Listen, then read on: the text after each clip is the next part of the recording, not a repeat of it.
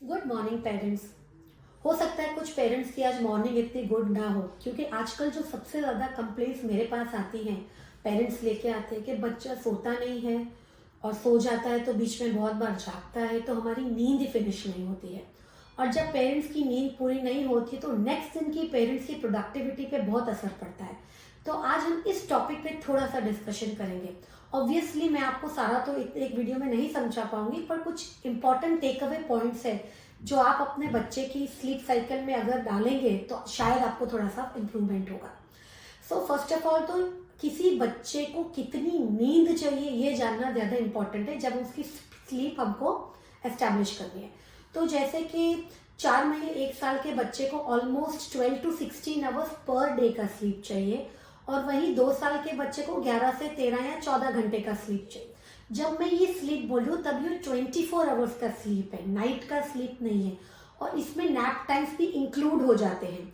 तो अगर किसी बच्चे को अगर कम टुकड़ों टुकड़ों में नींद आती है, लेकिन अगर वो ये आवर्स को ओवर अ 24 आवर पीरियड में फुलफिल करते हैं, मतलब एटलीस्ट आपके बच्चे का स्लीप पैटर्न अबनॉर्मल नहीं है, ये अगर आपको पता चलेगा तो उससे भी आपको काफ़ी रिलैक्सेशन हो जाएगा।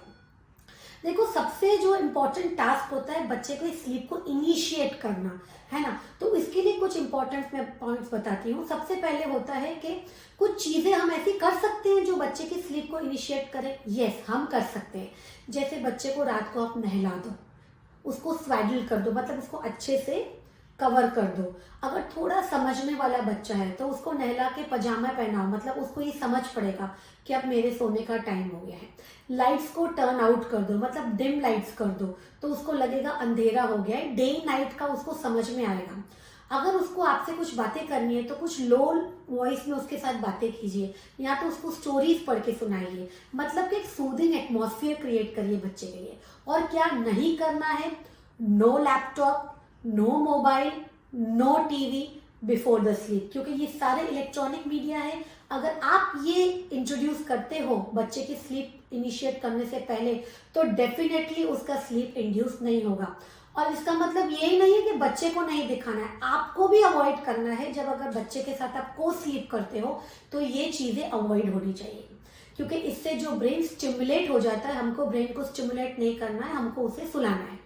दूसरा, कुछ बड़े बच्चे जो होते हैं उनका पैटर्न देखो, स्कूल में आने से बाद और सोने के पहले उनका क्या पैटर्न है। ऐसा हमने देखा है कि जो बच्चे स्पोर्ट्स में एक्टिव होते हैं, जो खेलते कूदते हैं, उनका स्लीप इंडक्शन इजी होता है, मतलब उनको जल्दी से नींद आ जाती है, बजाय कि वो बच्चे जो सिडेंट्री होते हैं, मतलब कि ज़्यादा कोई एक्टिविटीज़ में पार्टिसिपेट नहीं करते, अपने घर में एक जगह पे बैठे रहते हैं, ज़्यादा टाइम टीवी देखने में निकालते हैं और आउटडोर एक्टिविटीज नहीं करते, उन बच्चों के स्लीप इंडक्शन में थोड़ा टाइम लगता है, मतलब वो देर से सोते हैं।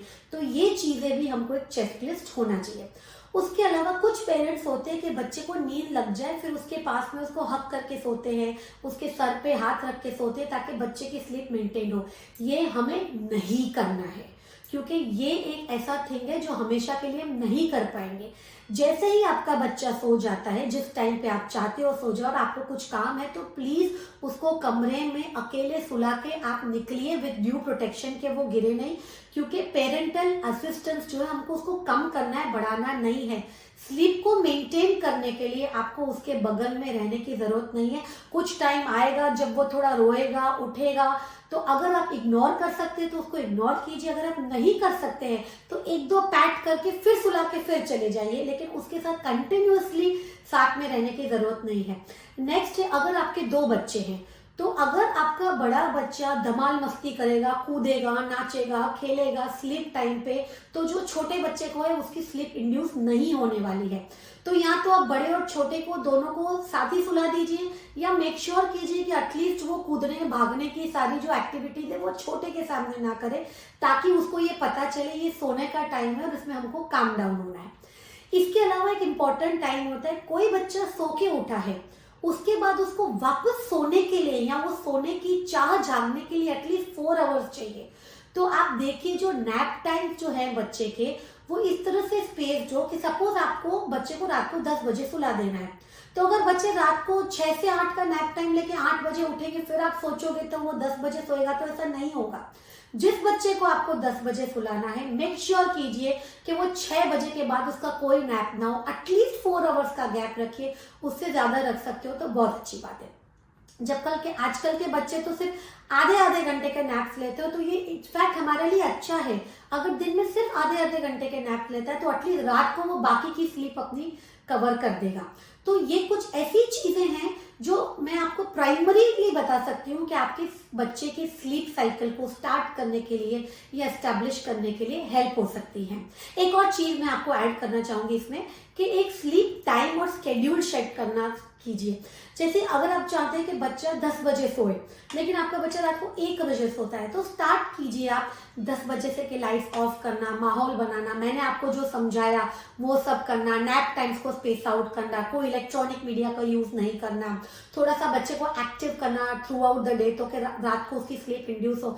तो धीरे धीरे अगर वो 1 बजे सोता था, ये सब हेल्प करके 1 से 12 बजे आप ला पाएंगे, 12 से 11 बजे, 11 से 10 बजे, इवेंचुअली आप अपने बच्चे की स्लीप साइकिल एस्टेब्लिश कर पाएंगे। होप इससे आपको थोड़ा सा हेल्प हो, आपका बच्चा अच्छे से सोए, आप अच्छे से सोइए और आपका जो नेक्स्ट डे का प्रोडक्टिविटी है वो अच्छा है। Thank you.